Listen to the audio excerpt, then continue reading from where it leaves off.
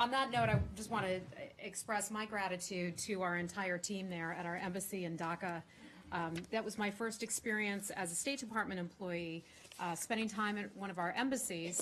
You know, I've been there as a journalist, as a regular civilian before, but actually going there as an employee and spending time with our people and learning more about the situations, the difficult circumstances that they sometimes serve in was really very eye-opening. So I wanted to just give my heartfelt thanks to Ambassador Bernacat and her entire team for taking such good care of us while we were over there. And I just have to say, seeing some of the refugees who had crossed the border firsthand, we went to the border one day, saw the area where they had walked from Bangladesh over to Burma.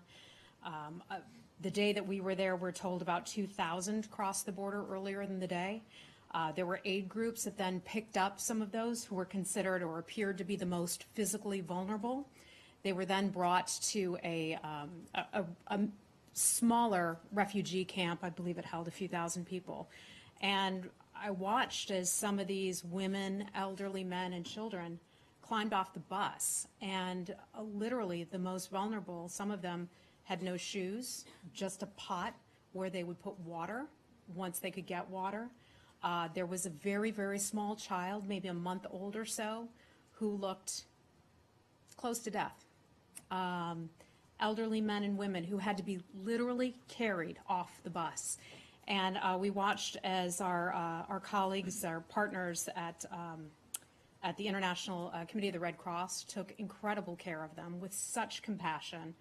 And I think that baby ended up being okay. They were able to get that baby over to a makeshift hospital of sorts. But I just wanted to, you all know this as journalists from having been in the field and seen these things firsthand, but how important it was to have seen what those people were going through and then have had the chance to hear from the government of Bangladesh about the importance that they put themselves on taking care of their neighbors. And they really have done that. They've opened their hearts, they've opened their wallets and allowed, imagine that, 600,000, more than 600,000 to cross their borders, putting them in camps. It's not where these people want to be, of course, in their camps. They'd rather be home, but at least they're safe for now. So it was an incredible opportunity to see what is really going on and to work with my colleagues in the embassy. So I just wanted to pass that along to you all.